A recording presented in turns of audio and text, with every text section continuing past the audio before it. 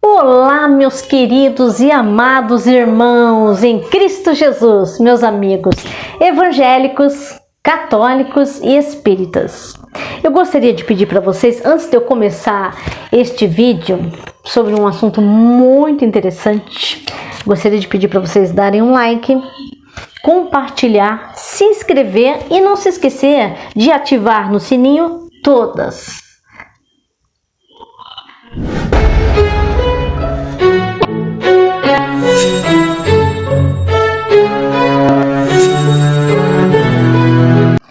Nós vamos falar sobre a personalidade do nosso adversário, para que a gente possa saber lidar no mundo espiritual com o nosso adversário. Nós temos que conhecer ele.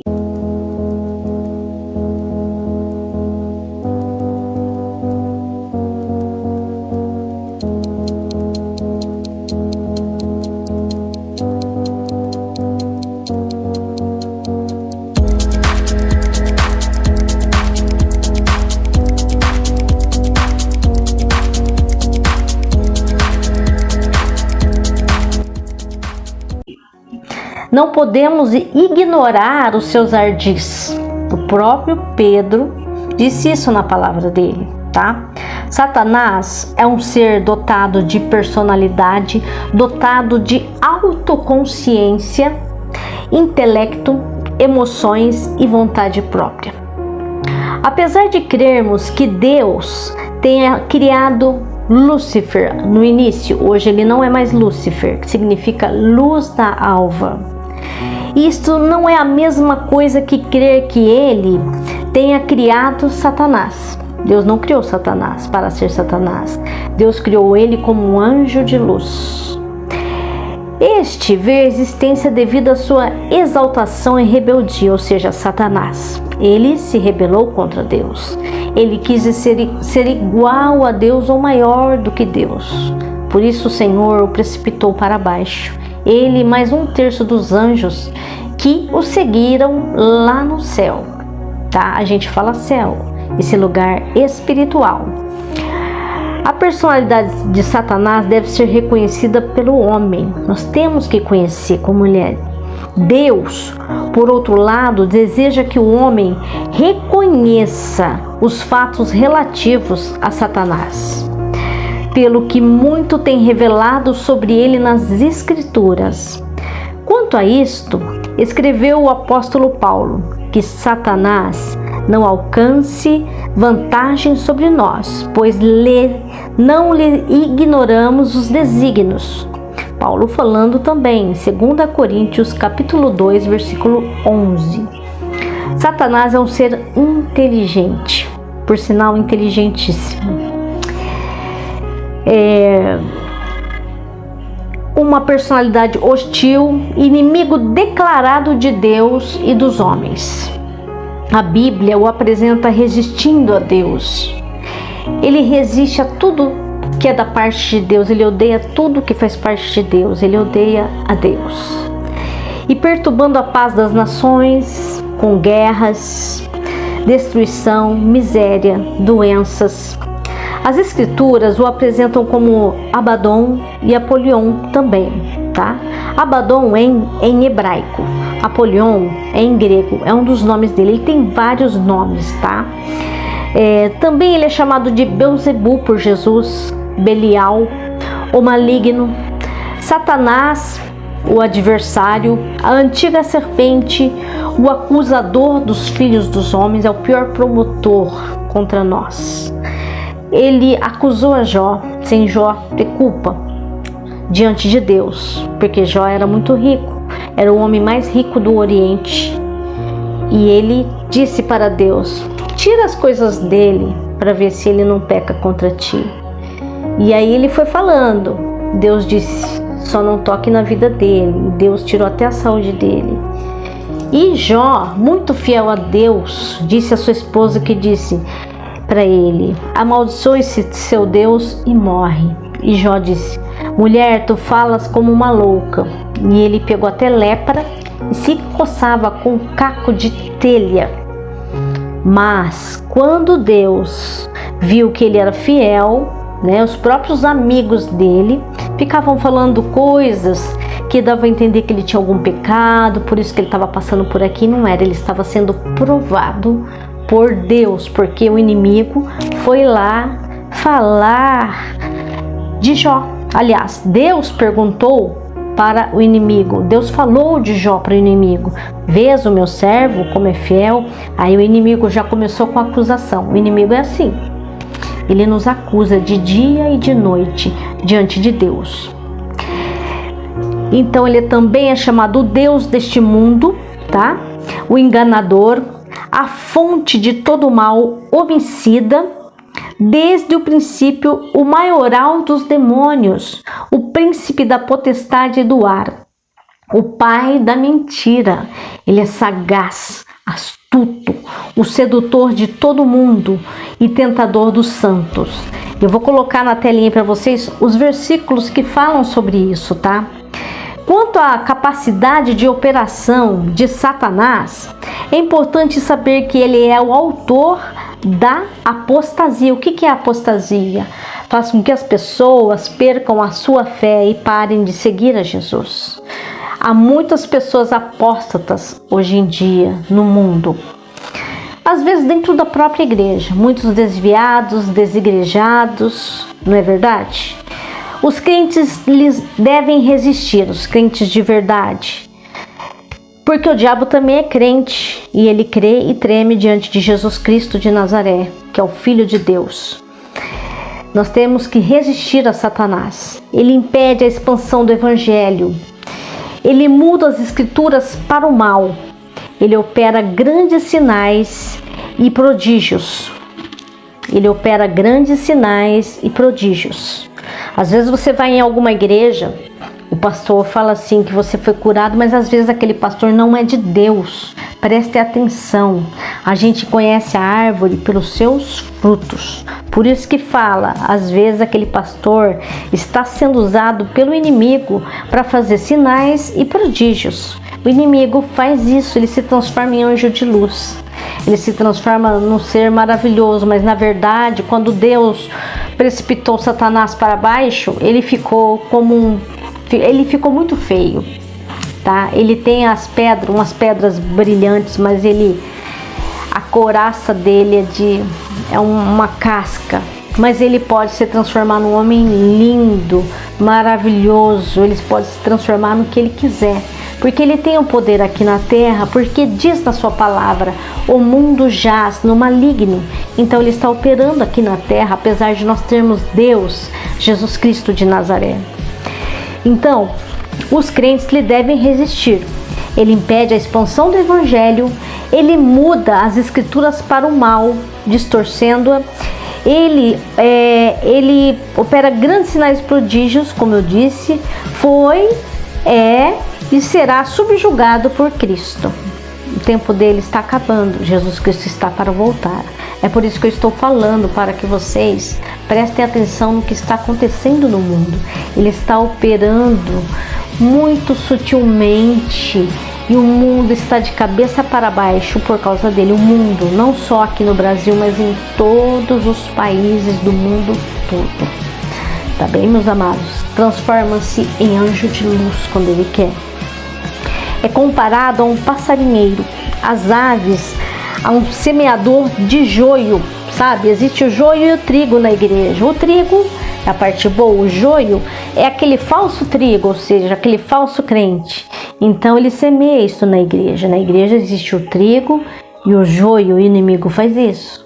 Quando você pensa que aquela pessoa é de Deus, você sofre muitas decepções. Por isso, quando você for na igreja, não vá na igreja pelos homens, vá na igreja por causa de Jesus, porque você quer ouvir a palavra, porque você quer adorar a Deus, porque lá é o templo também. Nós somos o templo do Espírito Santo, mas nós somos vários templos unidos adorando.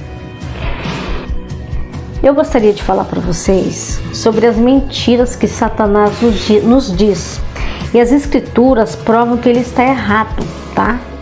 Que mentiras que Satanás nos diz? Muitas, meus amados. As mentiras que Satanás nos diz. O acusador é um dos muitos nomes que a Bíblia usa para designar Satanás, já que ele adora, tentar roubar nossa esperança e alegria, acusando-nos de todo tipo de coisa. Ele costumava ser capaz de ir direto para o trono de Deus, apontar o dedo para qualquer pessoa na terra e dizer: você viu o pecado que eles acabaram de cometer? No entanto, desde que Jesus desceu à terra, glórias a Deus por isso, aleluias, tomou a natureza humana sobre si e morreu na cruz pelos nossos pecados, glórias a Deus, Satanás não tem mais permissão para fazer isso. Está escrito em Apocalipse capítulo 12, versículo 10. O acesso de Satanás ao céu foi revogado, tá? Mas até que chegue o tempo em que Deus o amarrará por 1000 anos, seu espírito vagará por esta terra. E seu objetivo é derrubar o maior número possível de filhos de Deus. Lembra que eu disse para vocês no estudo do inferno que o inferno não foi inaugurado ainda, né? Ele está lá, tem um lugar intermediário, um lugar de tormento, mas ele não está lá. Ele está por aí, fazendo a maior bagunça com as nossas vidas, com a vida das pessoas. Uma das maneiras, né? Deus vai amarrar ele por 1000 anos, seu espírito vagará por esta terra, e seu objetivo é derrubar o maior número possível de filhos de Deus. Uma das maneiras pelas quais ele faz isso é sussurrando acusações em seu ouvido. Acusações sobre tentações nas quais você não obteve a vitória, o pecado que está em sua natureza e os chamados defeitos em sua personalidade que todos nós temos. Essas são mentiras que Satanás nos conta. Ele é um mentiroso, muito astuto, porque muitas vezes mistura um pouco de verdade com mentira para enganar você. Mas para cada mentira que ele tenta lhe dizer, há pelo menos um versículo na palavra de Deus que você pode usar para expor seu engano. Por isso que nós temos que conhecer a palavra e impedi-lo de roubar sua alegria e esperança. Aqui estão algumas de suas mentiras mais comuns e as escrituras que você pode usar para desviá-las, falando para ele, usando as escrituras. Uma das coisas que ele diz é: você é muito pior do que outra pessoa. Sua carne é muito pior do que a de todo mundo. Você deveria perder tudo que está em sua natureza. Ele faz essas acusações, o diabo faz essas acusações contra as nossas vidas.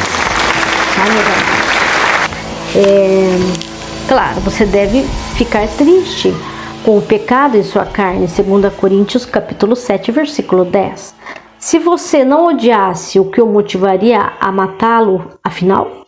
Mas você não precisa se sentir sujo ou sem esperança por causa das tendências que estão em sua natureza. Não importa quais sejam, não veio sobre vós tentação senão humana. 1 Coríntios capítulo 10, 13. Para você resistir, tá? Tem essa passagem que você pode estudar para falar para ele. Acredite nesta palavra, a palavra de Deus.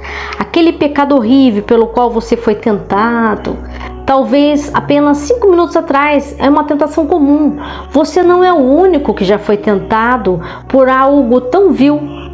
Longe disso, não há um único pecado em sua carne do qual Jesus não possa libertá-lo ou que faça com que ele o ame menos.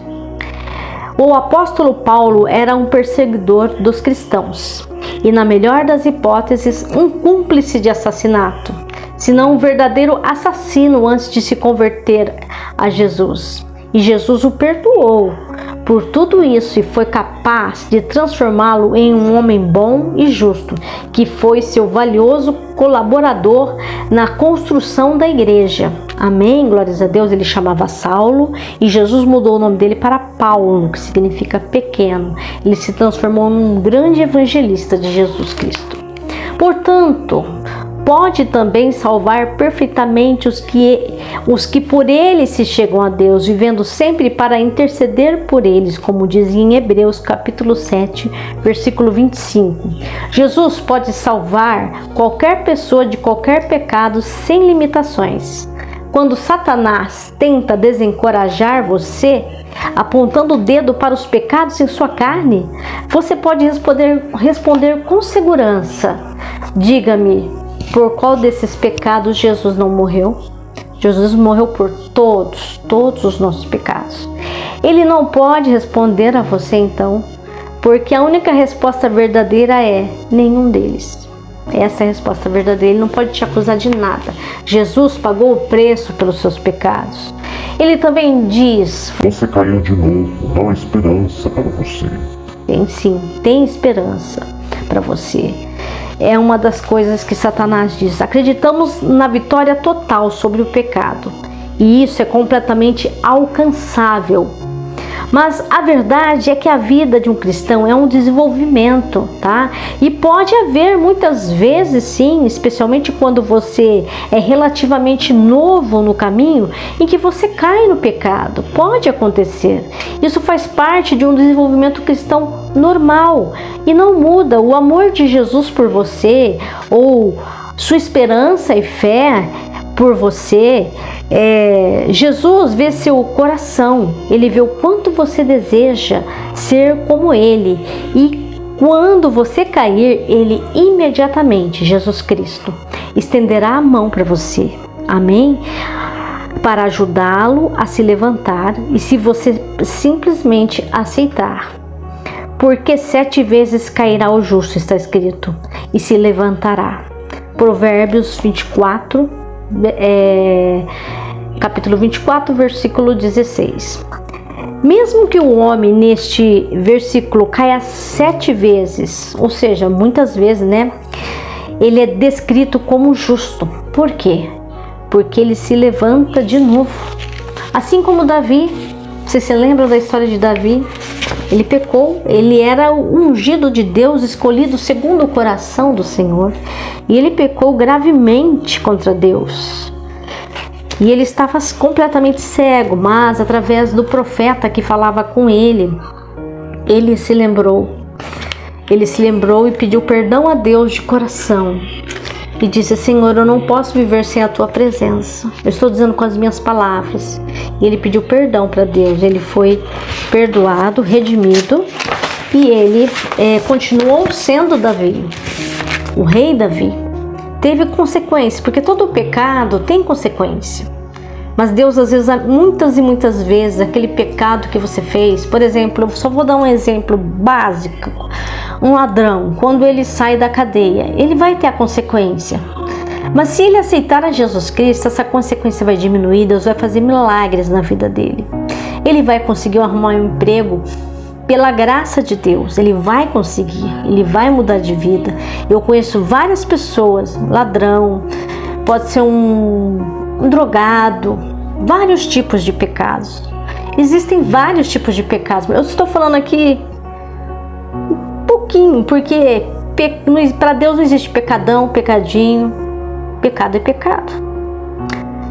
Jesus sabia que Pedro, em um momento de fraqueza, o negaria. Pedro, onde Jesus disse para ele, mudou o nome dele, né? Ele chamava Simão. E Jesus falou: sobre essa pedra edificarei a minha igreja. Pedro era assim, naquela época, os discípulos eram bem jovens, tipo assim, entre 17 a 20 anos, e Pedro era o mais velho, e era casado, né? E Pedro gritou em resposta: ainda que me seja mister morrer contigo, não te negarei. Porque Jesus, no dia da última ceia, disse que ele negaria Jesus 3 vezes quando o galo cantasse. E ele negou a Jesus. Mas ele falou assim: ainda que me seja mister morrer contigo, não te negarei. Está em Mateus capítulo 26, versículo 34 ao 35. E então, antes de o sol nascer, ele negou Jesus 3 vezes. Isso significava que Pedro era um caso perdido? Não, absolutamente não. Podemos ver a vida que ele adquiriu lendo Atos e lendo suas cartas. Mas aquele era Pedro, o grande apóstolo, você pode pensar. Pedro não foi um grande apóstolo no início. Ele era apenas um jovem com uma carne fraca e um coração que queria seguir Jesus. Assim como você, não era desesperador para ele e não é desesperador para você. Depois Deus os revestiu, ungiu, pediu antes dele subir, porque ele foi ressuscitado, Jesus por Deus. Ele disse: permanecei aqui em Jerusalém até que do alto sejais revestidos de poder. E todos os discípulos foram revestidos do poder do Espírito Santo. E Pedro foi Pedro de verdade, todos os outros apóstolos, né? Você tem um chamado. Bom, meus amados irmãos, era até aqui que eu gostaria de ter falado sobre o inimigo, apenas uma parte. Essa é a primeira parte, depois eu vou continuar no próximo estudo. E eu desejo a vocês de todo o meu coração, eu peço a Deus que Deus esteja abençoando cada um que assiste ou assistiu este vídeo. E eu desejo a vocês Shalom Adonai. Eu vou falar agora, meus amados amigos, sobre a personalidade do nosso adversário. Sabe quem é o nosso adversário? Você, cliente da Casa Moreira, tem que aproveitar esta promoção. Um salgado e um refrigerante por apenas R$10. Hey! Deixa eu ver se eu arrumei aqui, Mariana, peraí.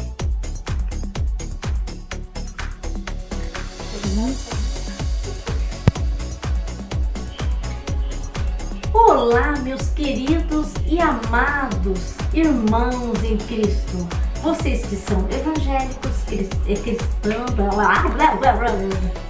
Você mudou o negocinho? eu mudei. Corta. Meus amados irmãos, a senhora falou aqui